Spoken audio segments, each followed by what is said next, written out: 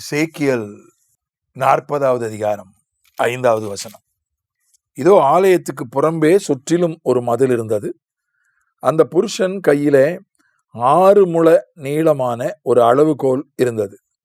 ஒவ்வொரு முழமும் நமது கை முழத்திலும் 4 விரற்கடை அதிகமானது. அவர் அந்த மதிலை அளந்தார். அகலம் ஒரு கோலாகவும் உயரம் ஒரு கோலாகவும் இருந்தது. ஒரு தரிசனத்தை எசேக்கியேல் பார்க்குறான். அந்த தரிசனத்தில் எதிர்கால ஆலயத்தை பார்க்குறான். அந்த ஆலயத்திற்கு ஒரு மதில் இருக்கிறது. அந்த மதிலை ஒருவர் வந்து அளக்கிறார். கர்த்தர் தான் வந்து அளக்கிறார். ஒரு மனிதனை போல காட்சி அளித்து கையில் ஒரு அளவுகோல் வச்சிருக்கிறார்.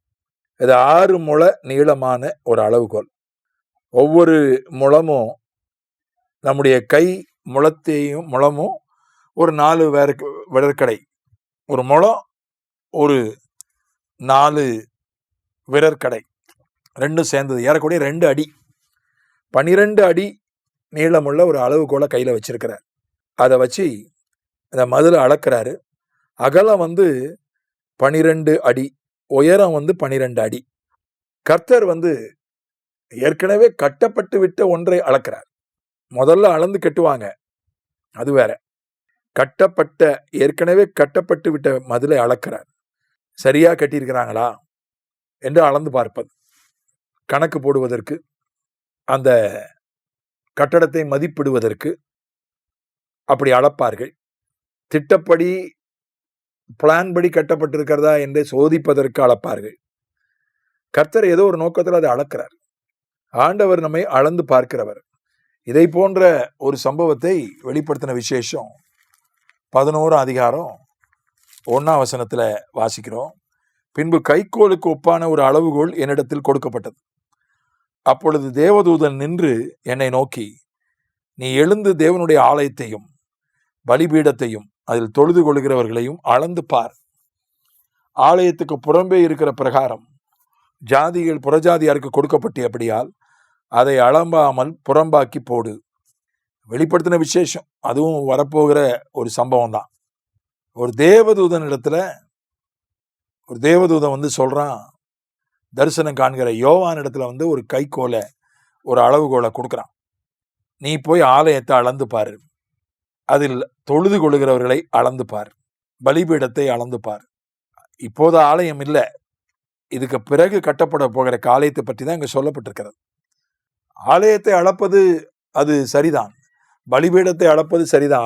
அதில் தொழுது கொள்கிறவர்களை, மனிதர்களை, ஆலயத்துக்கு வருகிறவர்களை அளந்து பார் என்று யோவான் இடத்துல அளவுகோலை தூதன் கொடுக்கிறான். மனிதர்களை அளக்க முடியுமா? அளப்பது என்றால் நீளம், மார்பளவு எவ்வளவு, இடுப்பளவு எவ்வளவு, தையற்காரர் அளப்பார், டெய்லர் அளப்பார். எல்லாத்தையும் நமக்கு உடை தைப்பதற்கு டெய்லர் தான் அளப்பார், இந்த உடை தைப்பதற்கு.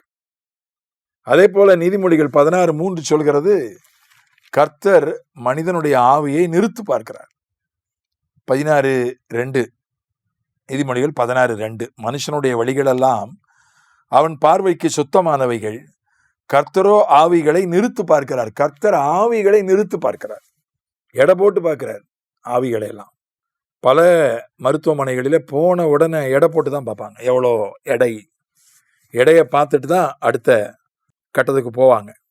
நம்முடைய எடையை வைத்தே சொல்லிடலாம், உயரம் என்ன, எடை என்ன. உயரம் அளந்து பார்ப்பது, எடை நிறுத்து பார்ப்பது, உயரத்துக்கேற்ற எடை இருக்கிறதா, எடை குறைவாக இருக்கிறதா, எடை அதிகமாக இருக்கிறதா, சரியாக இருக்கிறதா என்று பார்த்து தான் சிகிச்சை கொடுக்குறாங்க.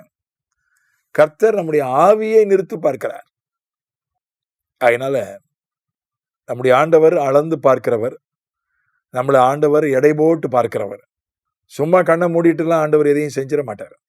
அதனால நம்ம கவனமா இருக்கணும், ஏனோ தானோன்னு வாழக்கூடாது. ஏசப்பா ஏசப்பா நல்ல பாட்டெல்லாம் வருது, ஆண்டவர் நம்மளை கொஞ்சற மாதிரி பாட்டு வருது, நாம ஆண்டவரை கொஞ்சற மாதிரி பாட்டு வருது.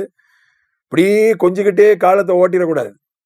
அந்த பாட்டு நல்லது, அதுவும் தேவைதான், அது மட்டும் தேவைன்னு நான் சொல்ல மாட்டேன். அது நல்லா தான் இருக்கு. அப்பான்னு கூப்பிடத்தான் ஆசை, அம்மான்னு கூப்பிடத்தான் ஆசை, அதெல்லாம் ரொம்ப ஆறுதலா இருக்கு, நம்முடைய விசுவாசத்தை தூண்டுது, நான் இல்லைன்னு சொல்லலை. அந்த மாதிரி பாட்டுகளும் தேவை. அந்த பாட்டையே பாடி, வெறும் அந்த மாதிரி பாட்டையே பாடி, ஆண்டவர் நம்மளை கொஞ்சற மாதிரி, நாம் ஆண்டவரை கொஞ்சற மாதிரி, என்ன வேணா செய்யலாம், ஆண்டவர் நம்மளை கொஞ்சுவாரு, எப்படி வேணா வாழலாம்னு நினைக்கக்கூடாது. அவர் நம்மளை அளந்து பார்ப்பார்.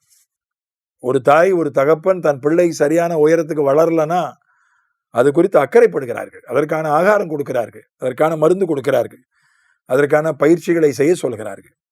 சரியான இடம் வரல பிள்ளை, அதற்கான சத்துணவு, அதற்கான மருத்துவத்தில் கூட்டிட்டு போய் ஆலோசனை பெறுகிறார்கள்.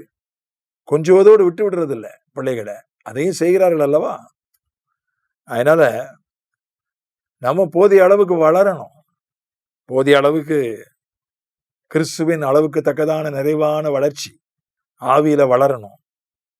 ஆண்டவர் அளந்து பார்க்கிற ஆண்டவர், ஆண்டவர் எடை போட்டு பார்க்கிறார், நம்மளை எடை போடுவார். நம்முடைய ஆவி எப்படி இருக்கு, நம்ம ஆவி வளர்ந்திருக்கா, நம்ம ஆவி பலப்பட்டிருக்கா. உள்ளான மனிதனில் வல்லமையாய் பலப்படவும் நம்முடைய ஆவியை எடை போட முடியாது. சரீரத்தை எடை போட்டுடலாம், மனதை கூட சில ஐக்யூ டெஸ்ட், ஈக்யூ டெஸ்ட் எடுக்கிறாங்க. மனதை அளப்பதற்கென்று சில முறைகளை வைத்திருக்கிறார்கள் உளவியல் மருத்துவர்கள், உளவியல் ஆலோசகர்கள்.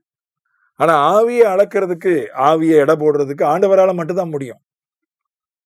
அதனால நம்ம வளரணும், பலப்படணும். ஆண்டவர் கையிலே அளவுகோலை வைத்திருக்கிறார். அதனால நாம் சபைக்கு போகும்போது நம்மை அளந்து பார்க்கிறார். நம்மை ஆசீர்வதிக்கிறவர் மட்டுமல்ல, சபைக்கு போனா அவர் நம்மை ஆசீர்வதிக்கிறார் என்பது உண்மைதான். தேவனுடைய பிரசன்னத்துக்கு போகும்போதெல்லாம் நம்ம ஆசீர்வதிக்கப்படுகிறோம் என்பது உண்மைதான். ஆனா தேவ சமூகத்துக்கு போகும்போதெல்லாம் நம்மளை எடை போட்டு பார்க்கிறார். நேத்தை விட இன்னைக்கு எப்படி இருக்கிறான், வளர்ந்துருக்கிறானா, பலப்பட்டிருக்கிறானா, நேத்தை விட இன்னைக்கு எப்படி இருக்கிறான் என்று பார்க்கிறார். அதனால வளருவோம், நாளொரு மேனியும் பொழுதொரு வண்ணமும் வளருவோம், பலப்படுவோம். ஆமென்.